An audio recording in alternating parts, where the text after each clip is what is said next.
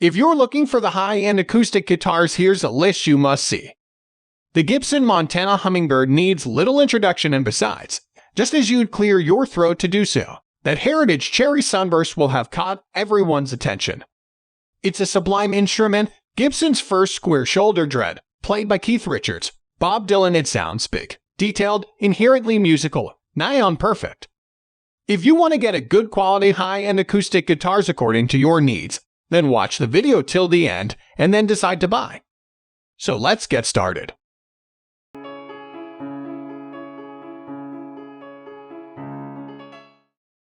At the first position of our list, we have Gibson Montana Hummingbird. The Hummingbird is a discography that would rival any other guitar in history, and to this day, it remains the most loved acoustic in Gibson's lineup. Available in antique natural or heritage cherry sunburst, the latter the most recognizable, it is a sumptuous square-shouldered dreadnought. Measuring 16 inches across the lower bout, the Hummingbird's dimensions, allied to its Sitka spruce top and solid mahogany back and sides, helps endow it with an authoritative voice that can hold its own in any mix or under the spotlight unaccompanied. The tone is loud and bold, but it's also warm, with a solid low end underpinning a bright musical clarity across the mids and highs. A discreet LR Baggs under-saddle pickup makes this stage ready, but for recording, you want to put your best mic in front of this and let the wood and steel do the talking. Moving on to the next at number 2 with Martin Reimagined Series D28. The D28 is another classic, popularized Johnny Cash, Neil Young, the Beatles, and so on. Its well-balanced, warm, and powerful voice delivers a textbook example of dreadnought tone from the company that pioneered the shape. Now, this D28 might look familiar, a Sitka spruce on top, East Indian rosewood on back and sides, but it was revised in 2017 with a forward-shifted, non-scalloped hex bracing pattern and an increase in nut width from 42.86 to 4.45 m. Altogether, with a modified low oval neck profile, it makes the D28 that little bit more versatile. It is certainly very welcoming to fingerstyle players without alienating the core dreadnought players guild, who know and love it for those boom chicka boom open chord spectaculars that fall so readily out of its hallowed sound hole. There's a little less boom on this one, but its EQ profile and voice remains a classic. This one's got songs in it. The number 3 position is held by Lowden 32 SE Stage Edition. No list of high-end acoustics can be complete without a Lowden, and you could well mount a case for the 32 SE Stage Edition being the best cutaway electro-acoustic, all things considered. Firstly, it's down to the craft. From the tone wood choice, right through the dolphin profile bracing, and to the hand-rubbed satin finish, there's nothing out of place. The 32 SE has a clean design, with an understated abalone and rosewood rosette and sycamore binding. At 95 m, it is the thinnest Lowden body, but what you might lose in low-end you make up in its breathtaking articulation, not to mention a wholly feedback-free performance. It will take all styles. The 43.5 m nut width might be a little more cramped than the typical Lowden 45 m, but factor in the 55 m string spacing at the bridge, the soft V-profile neck, and we defy any player not to find this one of the most comfortable acoustics on the market. Equipped with an LR Baggs Anthem pickup and preamp, discreetly mounted in the sound hole, the 32 SE is act for the stage, should sit just nicely in the mix, and is a triumph. Next at number 4, we have Martin SC13E.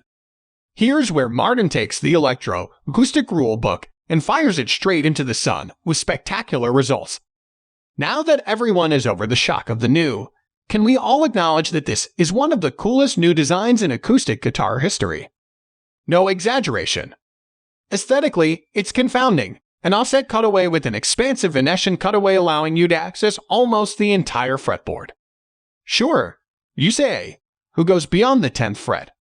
Well, here's the thing, the SC13E is a crossover in every sense of the word, with the action solo and the asymmetric neck profile. It has the playability of an electric. Indeed, there's hardly a heel to speak of. The Shoreline neck system lets you adjust neck pitch and intonation on the fly.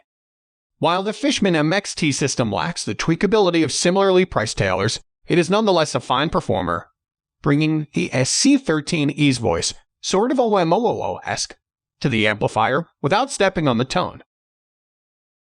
The number 5 position is held by Yamaha A5R. Maybe because the world is used to seeing the Yamaha name on outboard motors, motorbikes, and clarinets, we tend to take their immaculately constructed guitars for granted. But when you pick up an electro-acoustic like the A5R, you're immediately overcome with a sense of awe that an instrument such as this deserves. The recipe is familiar. The solid Sitka spruce on the top is complemented by the warm depth of solid rosewood.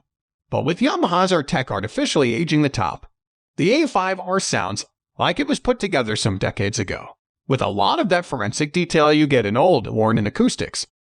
The electronics on this are bang on. They'll take your tone and amplify it accurately, and with treble and bass controls and a piezo SRT blend control, dialing in tones for a live mix is easy. As is the ride. The neck feels quick, with rolled fretboard edges and a 43mm nut width that does well to meet fingerpickers and strummers somewhere down the middle. The number 6 position is dominated by Taylor Builder's Edition 517 Grand Pacific. Taylor's Grand Pacific body shape offers something fresh for those who want a dreadnought's volume but prize the top-end clarity that you would get from a smaller body guitar.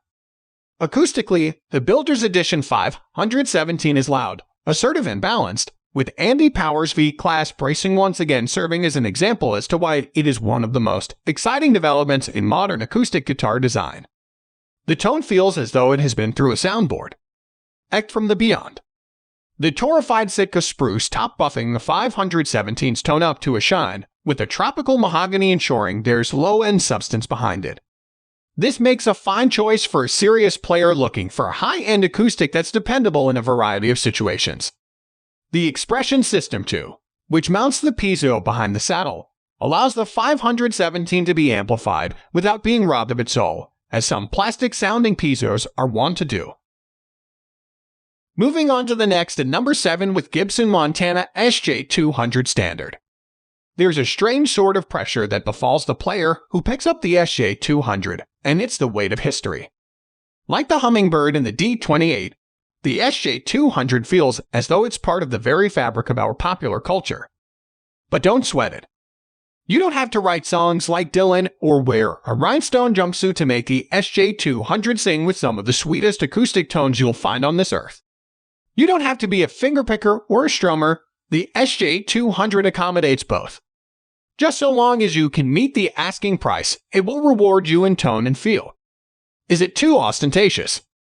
Well, the rose mustache bridge, floral pickguard, and 5-ply binding adds a sense of old-world bling. It's the best jumbo ever made.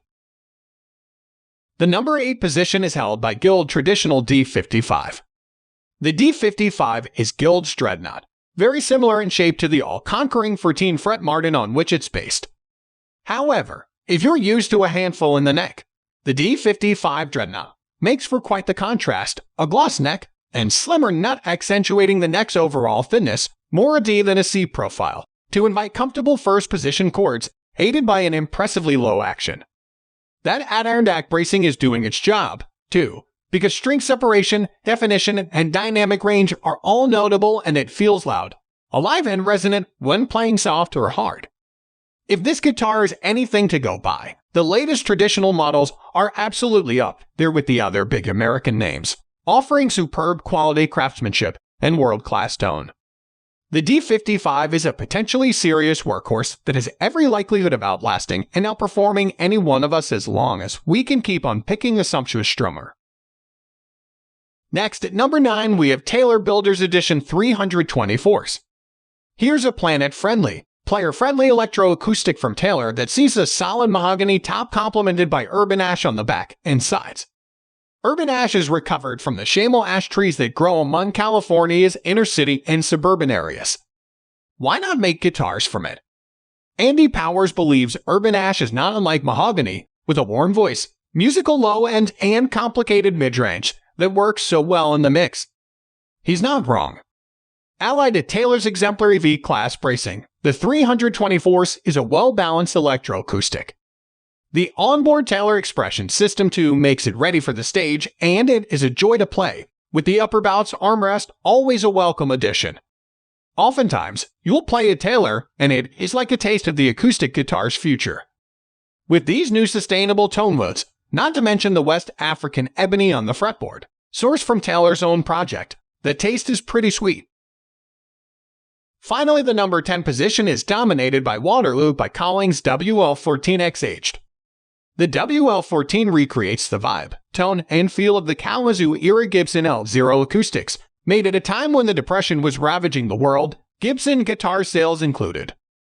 They were budget acoustics, the small-bodied and barefoot siblings of Gibson's more illustrious builds, but for playing fingerstyle blues, country or folk music in the key of Woody Guthrie, there's nothing quite like them. You will find more pristine acoustics but few with the charm.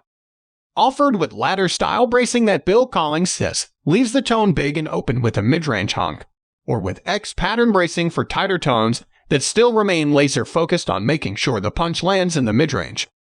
Blues, picking, songwriting, these are the simple pleasures in life, and the WL14 is built with an understanding of this. The WL14 is like a portal to an era long buried by time and technological advancements. Now, the last thing we'd want to do is rewire any carefully constructed fiscal logic that informs your gear purchases. But spending a little more on your acoustic guitar makes sense. That's all for today. We upload music product review videos in every single day. So, don't forget to subscribe and hit the bell button for the upcoming video notification.